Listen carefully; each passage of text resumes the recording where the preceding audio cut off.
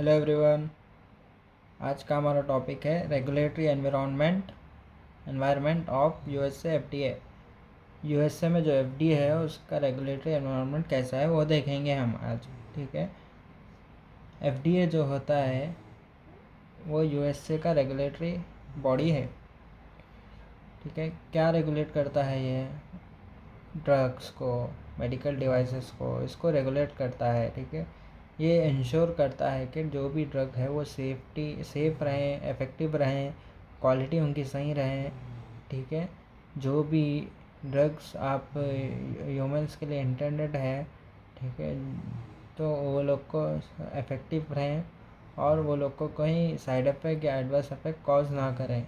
ये एफडीए का main mission है, ये एफडीए का मेन काम है इसका। ये देखता है कहाँ पर? यूएसए का है ये।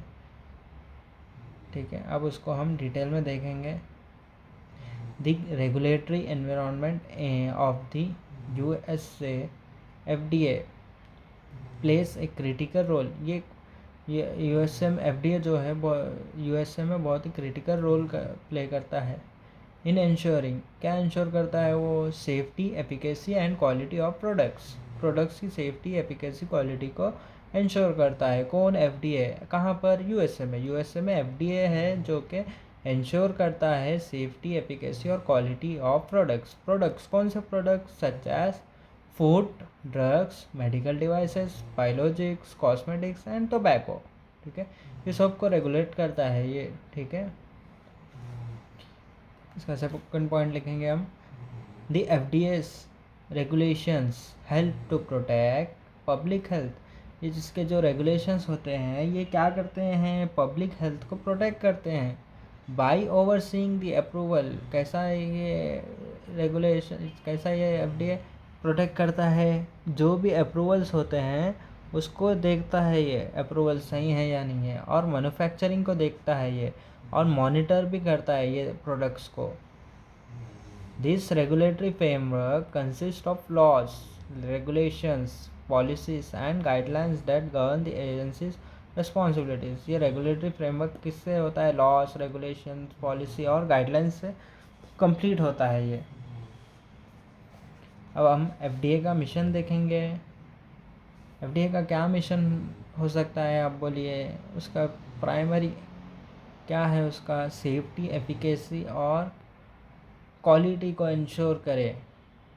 ये एफडीए का मिशन हो सकता है। ऊपर जो भी हमने पढ़ा है उसके बाद हम यही बोल सकते हैं कि एफडीए का मिशन ये हो सकता है। उनसे हमने ये बताया। अब हम यहाँ क्या लिखा गया है वो पढ़ेंगे। FDA is an agency. ये एक एजेंसी है। कौन है? एफडीए एक एजेंसी है। कहाँ की? यूएस डिपार्टमेंट की। यूएस में एक डिपार्टमेंट है HHS, यानी हेल्थ एंड ह्यूमन सर्विसेज। ये डिपार्टमेंट के अंडर ये एजेंसी आती है FDA. Its primary mission is to promote and protect public health. Public health को प्रमोट और प्रोटेक्ट करने का ही इसका प्राइमरी मिशन है। कैसा पब्लिक हेल्थ को प्रोटेक्ट करेगा ये? ensuring the safety, efficacy and security of human and veterinary drugs vaccines and other biologics, medical devices, the food supplies and cosmetics। देखिए एफडीए जो होता है ये इन सारों को देखता है। देखिए ह्यूमंस के लिए, एनिमल्स के लिए जो भी ड्रग्स, वैक्सीन्स होते हैं उनको देखता है, वैक्सीन्स को देखता है, मेडिकल डिवाइसेस को देखता है, और फूड को भी देखता है, वो फूड सप्लाई को देखता है, कॉस्मेटिक्स की सप्लाई को भी देखता है एफडीए।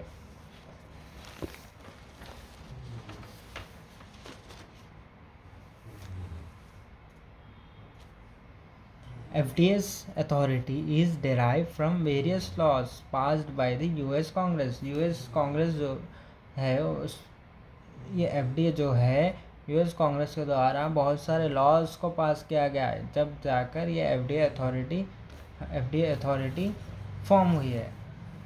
ठीक है। Which outline the its jurisdiction and regulatory powers over specific sectors. की एफडीए रेगुलेशंस एंड लॉस। अब हम एफडीए के लॉज देखेंगे कुछ। फर्स्ट वाला हमारा यहाँ पर है FDCA 1938, ठीक है। FDCA, federal food drug and cosmetic act, ये 1938 में पास किया गया लॉ है, रूल है। This foundational law gives the FDA the authority to oversee the safety of food, drugs and cosmetics। ये देखिए, यूएस कांग्रेस के द्वारा जो भी लॉज पास किए गए हैं उससे एफडीए को पावर मिलती है ताकि वो सेफ्टी, एफिकेसी, क्वालिटी को इंश्योर कर सकें। इसकी ड्रग्स की, बायोलॉजिक्स की, सब की, मेडिकल डिवाइसेस की, कॉस्मेटिक्स की, फूड की, ठीक है। तो बहुत ही सारे वेरियस लॉज को पास किया गया है पीरियोडिकली। फर्स्ट वाला लॉ जो है FDCA, federal food drug and cosmetic act, जो कि 1938 में पास किया गया है। इससे क्या मिलता है एफडीए को इस ये लॉ पास होने के बाद उसको पावर मिल गई है, अथॉरिटी, ठीक है, safety of food, drugs and cosmetic को इंश्योर करने के लिए उसको पावर मिल दे चुके हैं। कौन? एफडीए को पावर मिल चुका है। किसकी वजह से? ये 1938 में FDCA जो लॉ पास किया गया है उसकी वजह से। ये लॉ क्या करता है? It mandates that drugs must be proven safe and effective before they can be marketed in the US में कौन सा भी ड्रग्स मार्केट में आने से पहले उसे प्रूफ होना चाहिए कि वो सेफ़ है और इफ़ेक्टिव है। यही इसका मिशन है। Food drug and cosmetic acts amendments, इसके बहुत सी अमेंडमेंट्स आ चुके हैं, जैसा कि दुरहम हम्फ्रे अमेंडमेंट 1951 में आया है। ये क्या करता है? इस्टेब्लिशिंग प्रिस्क्रिप्शन ड्रग रेगुलेशन, ये ड्रग रेगुलेशन को इस्टेब्लिश करा, प्रिस्क्रिप्शन को इस्टेब्लिश करा। दी केफर हैरिस अमेंडमेंट 1962, इसमें क्या करा है? Which required the drug B proven both safe and effective. ये लॉ की वजह से बहुत सेफ एंड इफेक्टिव होने चाहिए ड्रग्स, ये इंश्योर करता है ये लॉ। फिर हमारे पास आया DEA, drug enforcement administration regulations. DEA ये क्या करता है? रेगुलेट कंट्रोल्ड सब्सटेंस को, ये रेगुलेट करता है, ठीक है। ये रेगुलेट करता है किसको? कंट्रोल्ड सब्सटेंसेस को, ठीक है। कंट्रोल सब्सटेंसेस यानी नार्कोटिक्स वगैरह ऐसे सब्सटेंसेस आते हैं इसमें। And the FDA works with the DEA in the regulation of these substances, especially for drugs that have a addictive potential।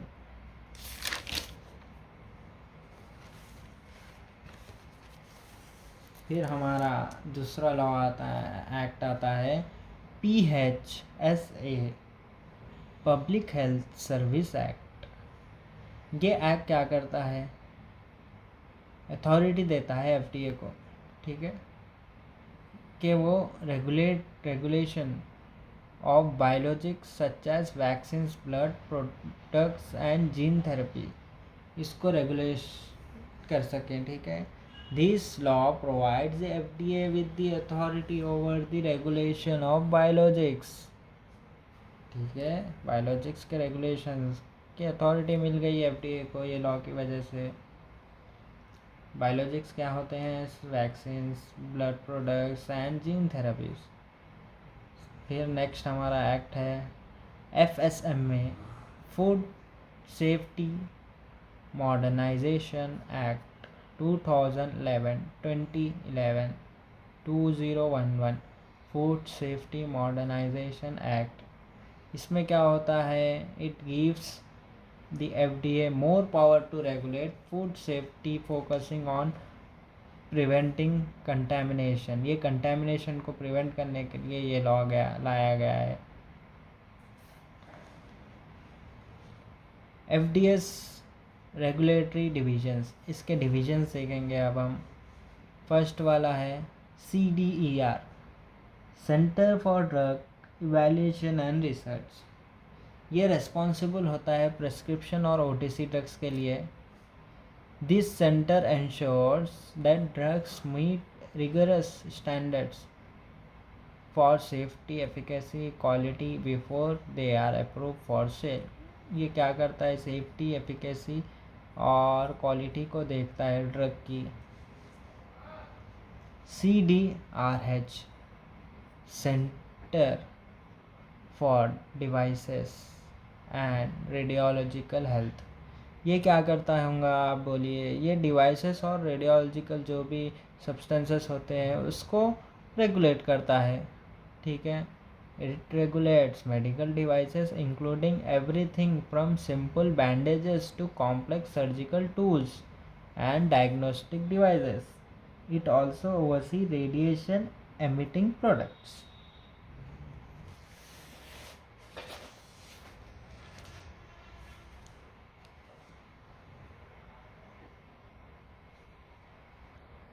और एक एक्ट क्या है, CBER, center for biologics evaluation and research. ये क्या करता है, it oversees the regulation for biologics. जो भी बायोलॉजिक्स है उसको उसके रेगुलेशन को देखता है, including vaccine, genes, therapies and blood products. CFSAN, आप सिर्फ ये साइड हेडिंग्स याद रख लीजिए। ये साइड हेडिंग्स का अगर आपको याद हो जाएंगे तो आप आसानी से उसके अंदर ये लिख दे सकते हैं। जैसा कि CBER एग्जाम्पल के तौर पर CBER लिए तो centre for biologics evaluation and research. मैं ये याद कर लेके एग्ज़ाम में चले गया। अब मैं ये लिख दे के इसके अंदर मैं आसानी से लिख दूँगा कि ये जो एक्ट है, ये जो इसकी वजह से बायोलॉजिक्स को रेगुलेट करता है FDA बोलकर मैं लिख दूँगा। उसी तरह से अगर मैं FDCA का देखूँ एग्जाम्पल के तौर पर, तो federal food drug and cosmetic act. ये एक्ट की वजह से FDA को बहुत ही ज़्यादा पावर मिल चुकी है। उससे वो क्या करता है, सेफ्टी को देखता है, क्वालिटी को देखता है ड्रग की, ठीक है। ऐसा मैं लिख दूंगा उसमें, सिर्फ आप साइड हेडिंग से याद कर लेकर जाइए। CFSAN, centre for food safety and applied nutrition. It regulates food, dietary supplements and cosmetics, ठीक है। इतना ईजी है।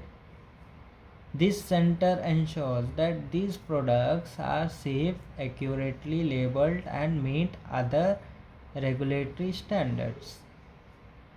CTP, centre for tobacco products. ये क्या करता होगा, टोबैको को रेगुलेट करता है ये। It regulates tobacco products ensuring that they meet health and safety standards. Next last वाला हमारा है ORA, office of regulatory affairs. It oversees the inspection, enforcement and compliance with FDA regulation. अब हमारे main topic है FDA's regulatory pathways. FDA का regulatory ये work कैसे करता है, इसके अंदर पाथवेज, इसके अंदर स्टेप्स क्या है। फर्स्ट वाला हमारा है NDA, new drug application. New drug application कब, जब आप न्यू ड्रग बनाते हैं तो आपको एक एप्लीकेशन फॉर्म करना पड़ता है FDA को। इसका नाम है न्यू ड्रग एप्लीकेशन। ये एक फॉर्मल रिक्वेस्ट है, ठीक है, submitted by the pharmaceutical company. जो भी कंपनी जो ड्रग को बना रही है वो सबमिट करती है किसको, FDA को सबमिट करती है। क्यों, for approval of a new drug. It includes comprehensive data from clinical trials demonstrating the drug safety and efficacy. ये फाइल करती है, रिक्वेस्ट करती है FDA को कि हमारे ड्रग को अप्रूव करे, ठीक है। साथ ही साथ ये FDA को प्रोवाइड करती है बहुत ही डेटा, जो डेटा क्लिनिकल ट्रायल्स में ये फार्मास्यूटिकल कंपनी को हासिल करी है वो क्लिनिकल ट्रायल का डेटा ये एफडीए को प्रोवाइड करती है। ये इंश्योर करता है कि वो सेफ और इफेक्टिव रहे।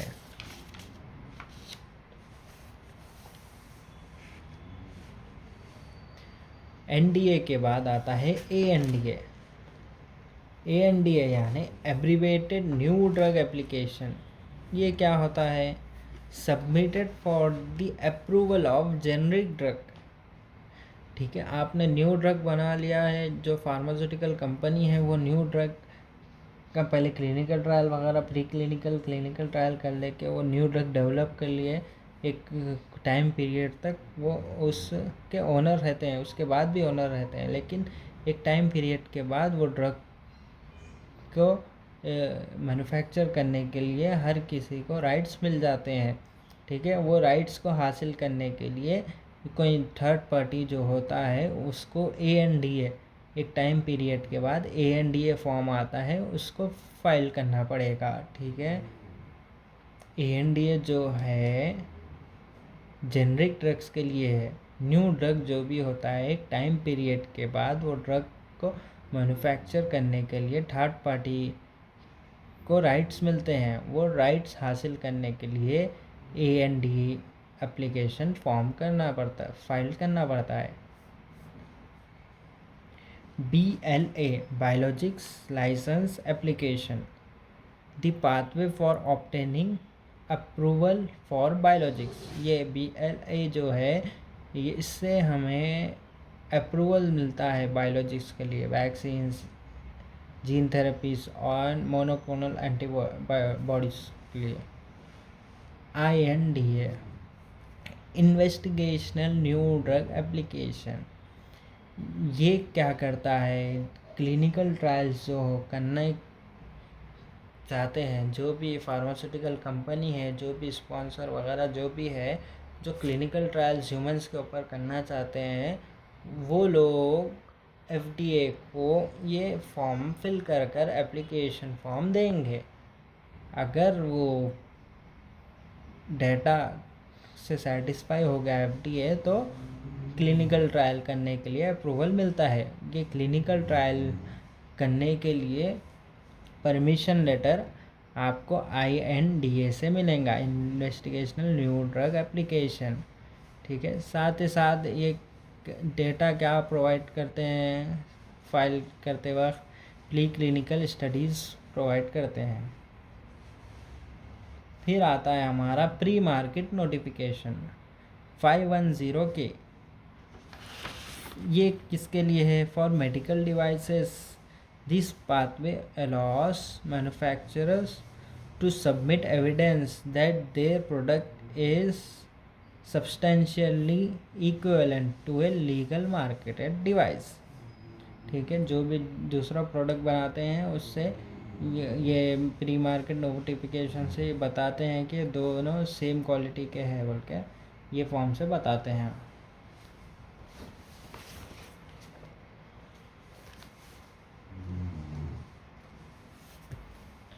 अब हम देखेंगे FDA का role in clinical trials. Clinical trials में FDA का क्या रोल होता होगा? फर्स्ट, ये रेगुलेशन एंड ओवरसाइट करता है, रेगुलेशंस को देखता है, और जो भी ट्रायल्स होते हैं उसको मॉनिटर करता है ये, और पोस्ट ट्रायल रिव्यू भी करता है। ठीक है, it ensures ethical research, reliable data and participant safety को देखता है ये। Requires approval for of INDA और ITE before clinical trial starts. Trial monitoring करता है ये, ensures adherence to GCP, monitors monitor trials integrity and compliance। Post trial review भी करता है ये। Sponsor submit data way NDA और PMA for FDA review before marketing approval. अब क्या होता है? FDA इंस्पेक्शन करता है। Inspection authority inspects manufacturing sites, trial locations and food plants. ये क्या करते हैं, चेक करते हैं फॉर कंप्लायंस हो रही है या नहीं with practices labelling and reporting of adverse event. ये चेक करते हैं। ये इंस्पेक्शन अथॉरिटी क्या करती है, इंस्पेक्ट करती है लोकेशन को, ठीक है, मैन्युफैक्चरिंग साइट को इंस्पेक्ट करती है। इंस्पेक्ट करके क्या देखती है, सही से प्रैक्टिस हो रही है या नहीं, लेबलिंग हो रही है या नहीं, और एडवर्स इवेंट्स को रिपोर्ट कर रहे हैं या नहीं, वो देखा जाता है। Enforcement actions, issues warning letters, imposes fines, recalls products and take legal action for severe violation। जो भी वायलेशंस होते हैं उसके लिए इन्फोर्समेंट एक्शन लेता है। कैसा लेटर्स देता है, वो फाइन्स को इम्प्लीमेंट करता है, प्रोडक्ट को रिकॉल टेक्स लीगल एक्शन कर देता है, ठीक है।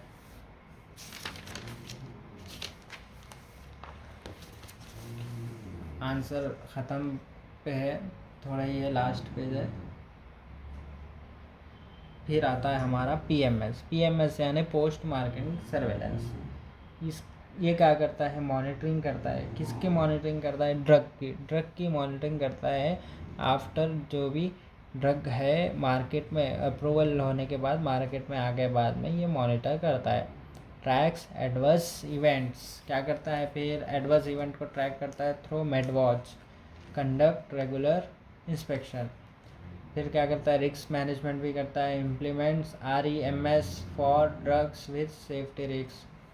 फिर क्या करता है, accelerated pathways, monitors products approved under fast track और breakthrough therapy designations. FDA decision making process, इसका डिसीजन कैसा होता है, basic decisions, basis of decisions relies on scientific evidence, expert opinion and public input, ठीक है। इन तीनों पर वो FDA अपना डिसीजन लेता है। Advisory committees provide guidance on complex issues जो भी होते हैं उसमें वो एडवाइजरी कमेटी की हेल्प लेता है FDA। फैक्टर्स कंसिडर क्या करता है, वो क्लिनिकल ट्रायल डेटा को लेता है, मैन्युफैक्चरिंग प्रैक्टिसेस को लेता है, हेल्थ रिस्क को लेता है, और अल्टरनेटिव्स क्या है उसको देखता है, जो भी ड्रग है उसके। फिर अप्रूव करता है प्रोडक्ट को deemed safe and effective for market. तो दोस्तों अब हमारा आंसर कंप्लीट हो चुका है। ये हमारा आंसर था FDA, regulatory environment of USA FDA। ये आंसर बहुत ही इम्पोर्टेंट है, PharmD 5th year clinical research exam point of view से बहुत ही इम्पोर्टेंट टॉपिक था, जो कि आज हमने कवर कर चुके हैं इसको, ठीक है। चैनल को सब्सक्राइब ज़रूर करें, अपने दोस्त अहबाब में ज़रूर शेयर करें, जो भी PharmD स्टूडेंट हैं उनसे ये चैनल को ज़रूर शेयर करें, और मैं न्यू वीडियोज़ लाता रहूँगा इंशाल्लाह।